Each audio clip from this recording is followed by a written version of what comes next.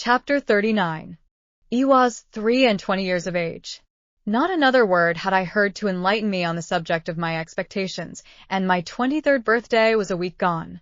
We had left Barnard's in more than a year, and lived in the Temple. Our chambers were in Garden Court, down by the river. Mr. Pocket and I had for some time parted company as to our original relations, though we continued on the best terms. Notwithstanding my inability to settle to anything, which I hope arose out of the restless and incomplete tenure on which I held my means, I had a taste for reading, and read regularly so many hours a day. That matter of Herbert's was still progressing, and everything with me was as I have brought it down to the close of the last preceding chapter. Business had taken Herbert on a journey to Marseilles. I was alone, and had a dull sense of being alone, dispirited and anxious, long hoping that tomorrow or next week would clear my way, and long disappointed. I sadly missed the cheerful face and ready response of my friend. It was wretched weather, stormy and wet, and mud, deep in all the streets. Day after day, a vast heavy veil had been driving over London from the east, and it drove still, as if in the east there were an eternity of cloud and wind. So furious had been the gusts, that high buildings in town had had the leads stripped off their roofs, and in the country, trees had been torn up, and sails of windmills carried away, and gloomy accounts had come in from the coast, of shipwreck and death. Violent blasts of rain had accompanied these rages of wind, and the day just closed as I sat down to read had been the worst of all. Alterations have been made in that part of the Temple since that time, and it is not now so lonely a character as it had then, nor is it so exposed to the river. We lived at the top of the last house, and the wind rushing up the river shook the house that night, like discharges of cannon, or breakings of a sea. When the rain came with it and dashed against the windows, I thought, raising my eyes to them as they rocked, that I might have fancied myself in a storm-beaten lighthouse. Occasionally, the smoke came rolling down the chimney as though it could not bear to go out into such a night, and when I set the doors open and looked down the staircase lamps were blown out, and when I shaded my face with my hands and looked through the black windows, opening them ever so little was out of the question in the teeth of such wind and rain, I saw that the lamps in the court were blown out, and that the lamps on the bridges and the shore were shuddering, and that the coal fires and barges on the river were being carried away before the wind like red-hot splashes in the rain. I read with my watch upon the table, purposing to close my book at 11 o'clock. As I shut it, St. Paul's, and all the many church clocks in the city, some leading, some accompanying, some following, struck that hour. The sound was curiously flawed by the wind, and I was listening and thinking how the wind assailed and tore it, when I heard a footstep on the stair. What nervous folly made me start, and awfully connect it with the footstep of my dead sister. Matters not. It was past in a moment, and I listened again and heard the footstep stumble in coming on. Remembering then that the staircase lights were blown out, I took up my reading lamp and went out to the stairhead. Whoever was below had stopped on seeing my lamp, for all was quiet. "There is someone down there, is there not?" I called out, looking down. "Yes," said a voice from the darkness beneath. "What floor do you want?" "The top, Mr. Pip." "That is my name. There is nothing the matter?" "Nothing the matter," returned the voice. And the man came on. I stood with my lamp held out over the stair rail, and he came slowly within its light. It was a shaded lamp, to shine upon a book, and its circle of light was very contracted, so that he was in it for a mere instant, and then out of it. In the instant, I had seen a face that was strange to me, looking up with an incomprehensible air of being touched and pleased by the sight of me. Moving the lamp as the man moved, I made out that he was substantially dressed, but roughly, like a voyager by sea. That he had long iron-gray hair. That his age was about 60. That he was a muscular man, strong on his legs, and that he was browned and hardened by exposure to weather.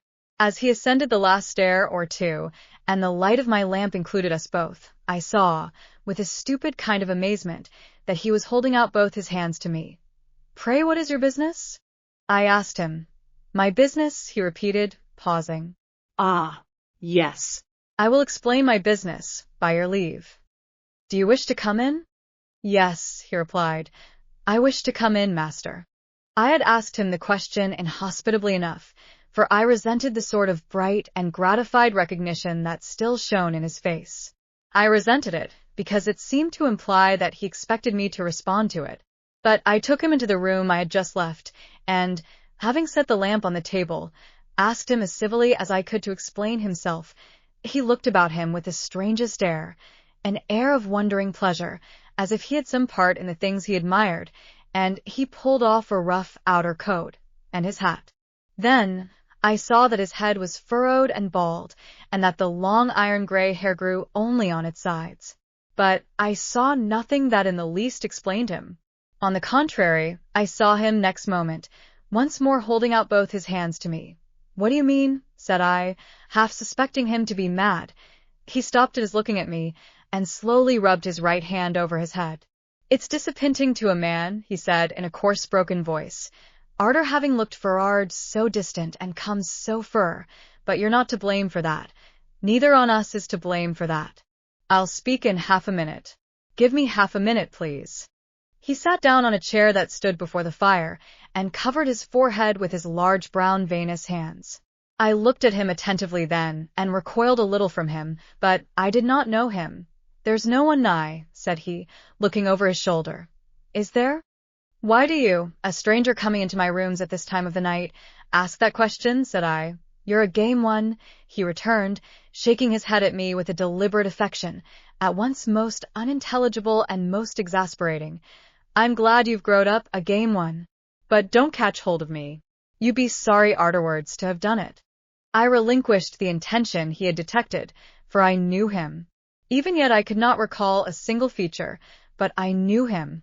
If the wind and the rain had driven away the intervening years, had scattered all the intervening objects, had swept us to the churchyard where we first stood face to face on such different levels, I could not have known my convict more distinctly than I knew him now as he sat in the chair before the fire. No need to take a file from his pocket and show it to me. No need to take the handkerchief from his neck and twist it round his head. No need to hug himself with both his arms and take a shivering turn across the room, looking back at me for recognition. I knew him before he gave me one of those aids, though a moment before I had not been conscious of remotely suspecting his identity. He came back to where I stood and again held out both his hands. Not knowing what to do, for in my astonishment I had lost my self-possession, I reluctantly gave him my hands. He grasped them heartily, raised them to his lips, kissed them, and still held them. You acted noble, my boy, said he. Noble, Pip. And I have never forgot it. At a change in his manner, as if he were even going to embrace me, I laid a hand upon his breast and put him away. Stay, said I. Keep off. If you are grateful to me for what I did when I was a little child, I hope you have shown your gratitude by mending your way of life. If you have come here to thank me, it was not necessary. Still, however you have found me out, there must be something good in the feeling that has brought you here, and I will not repulse you. But surely you must understand that my attention was so attracted by the singularity of his fixed look at me that the words died away on my tongue. You was saying, he observed, when we had confronted one another in silence, that surely I must understand. What, surely must I understand?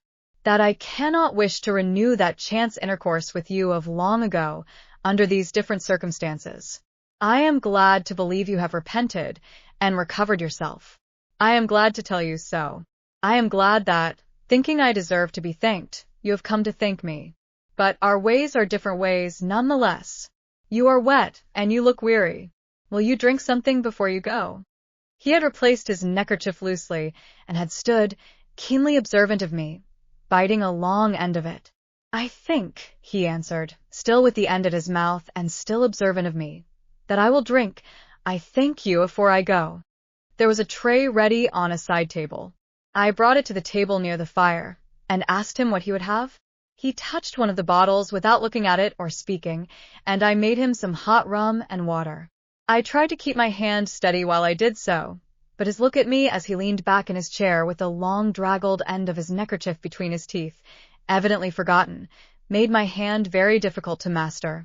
When at last I put the glass to him, I saw with amazement that his eyes were full of tears. Up to this time I had remained standing, not to disguise that I wished him gone. But I was softened by the softened aspect of the man, and felt a touch of reproach.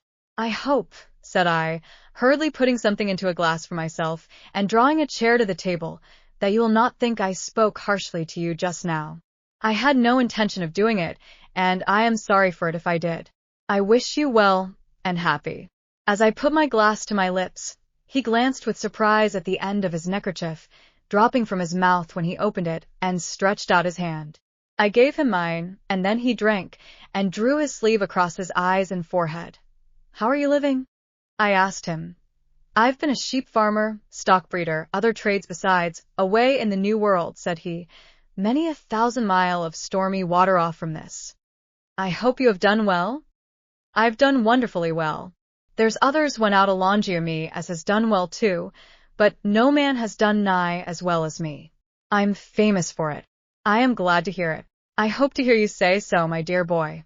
Without stopping to try to understand those words or the tone in which they were spoken, I turned off to a point that had just come into my mind. "Have you ever seen a messenger you once sent to me?" I inquired, since he undertook that trust.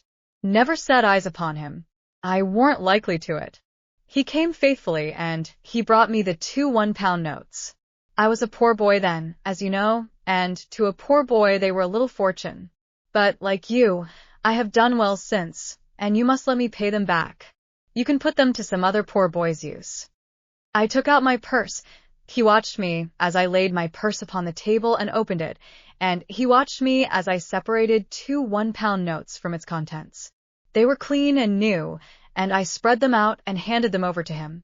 Still watching me, he laid them one upon the other, folded them longwise, gave them a twist, set fire to them at the lamp, and dropped the ashes into the tray.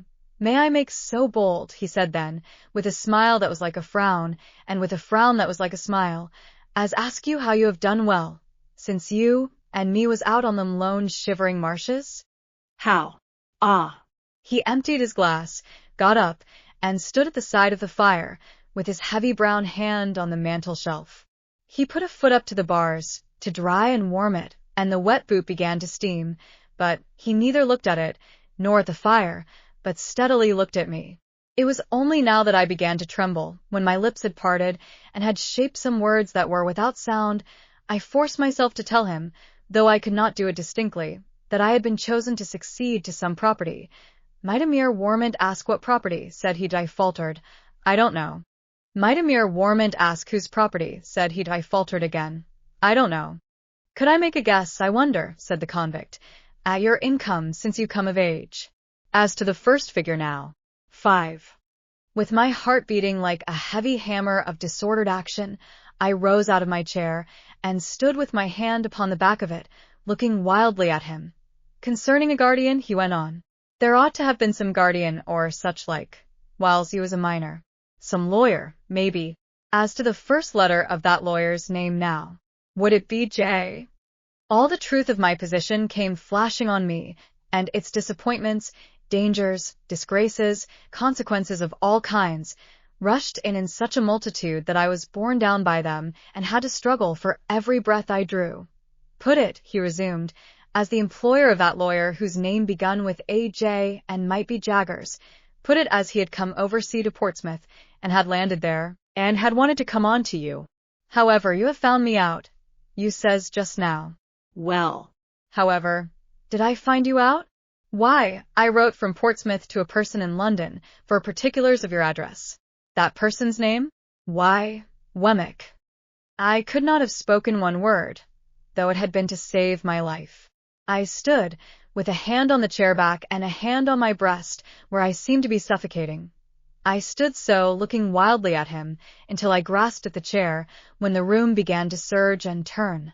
He caught me, drew me to the sofa, put me up against the cushions, and bent on one knee before me, bringing the face that I now well remembered, and that I shuddered at, very near to mine.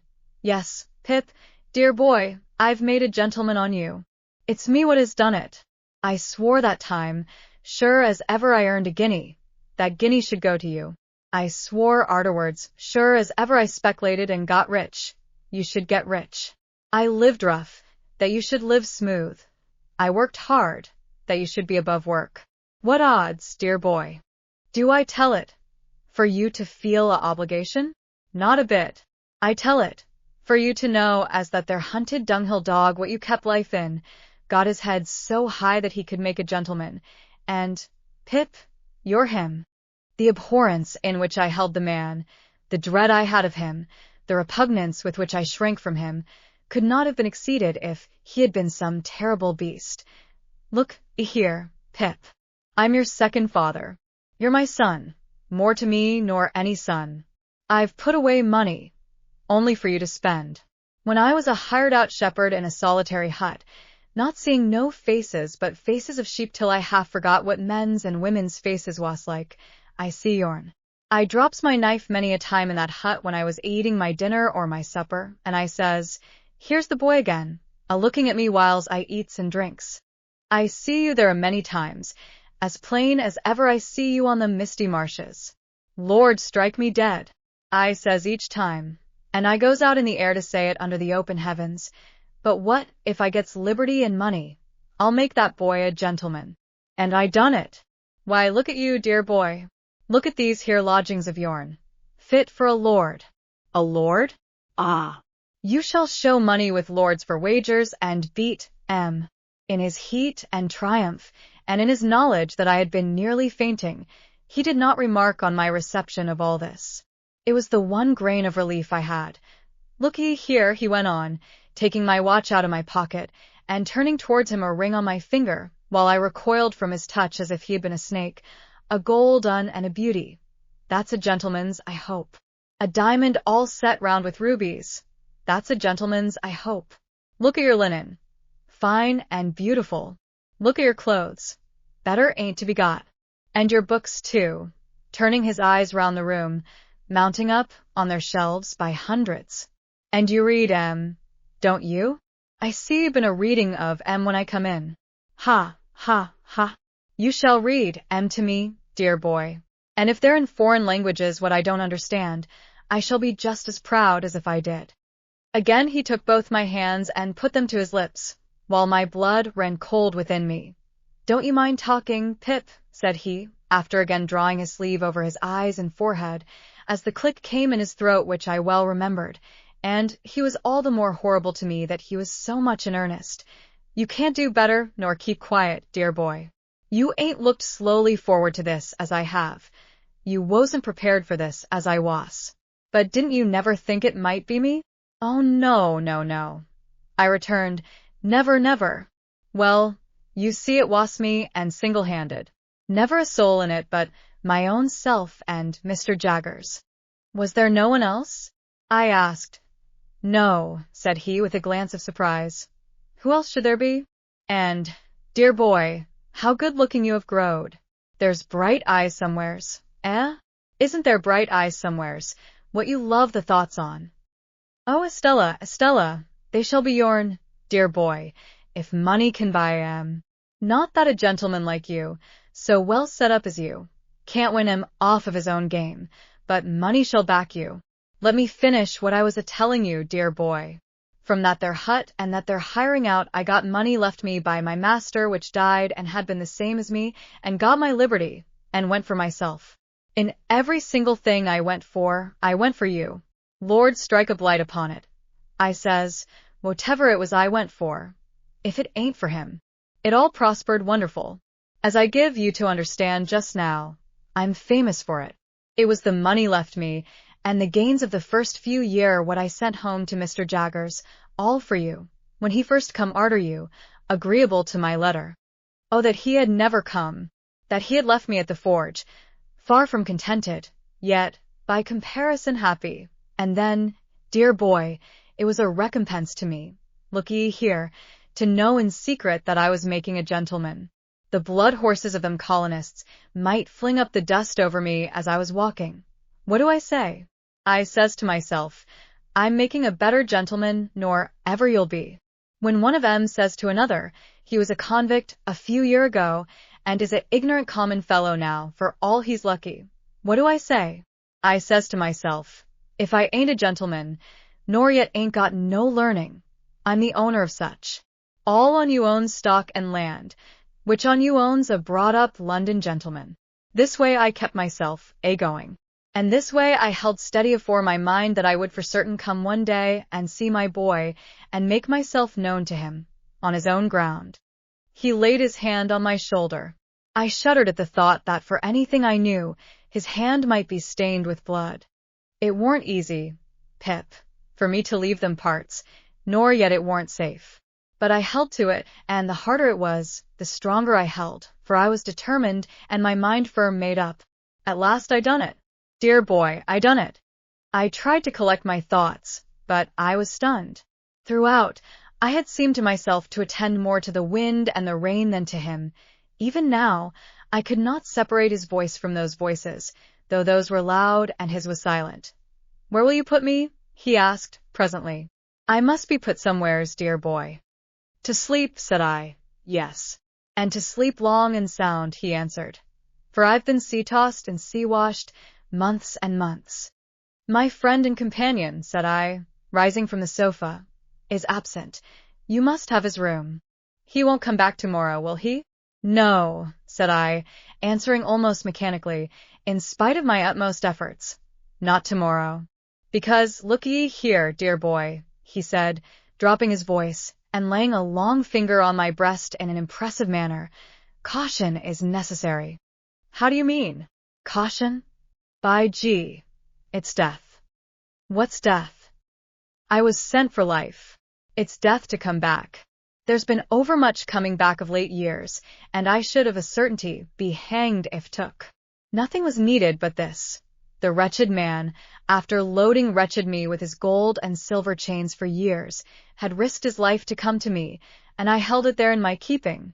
If I had loved him instead of abhorring him, if I had been attracted to him by the strongest admiration and affection, instead of shrinking from him with the strongest repugnance, it could have been no worse. On the contrary, it would have been better, for his preservation would then have naturally and tenderly addressed my heart.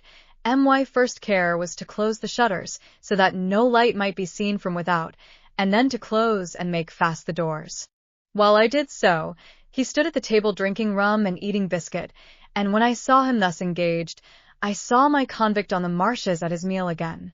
It almost seemed to me as if he must stoop down presently, to file at his leg, when I had gone into Herbert's room, and had shut off any other communication between it and the staircase than through the room in which our conversation had been held.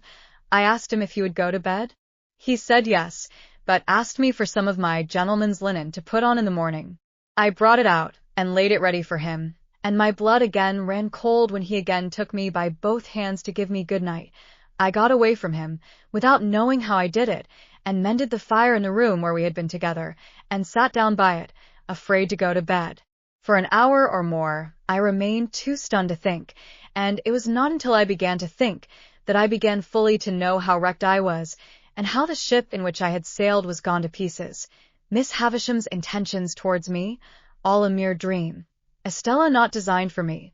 I only suffered in Sada's house as a convenience, a sting for the greedy relations, a model with a mechanical heart to practice on when no other practice was at hand. Those were the first smarts I had. But, sharpest and deepest pain of all, it was for the convict, guilty of I knew not what crimes, and liable to be taken out of those rooms where I sat thinking, and hanged at the Old Bailey door, that I had deserted Joe, that I would not have gone back to Joe now. I would not have gone back to Biddy now, for any consideration, simply, I suppose, because my sense of my own worthless conduct to them was greater than every consideration.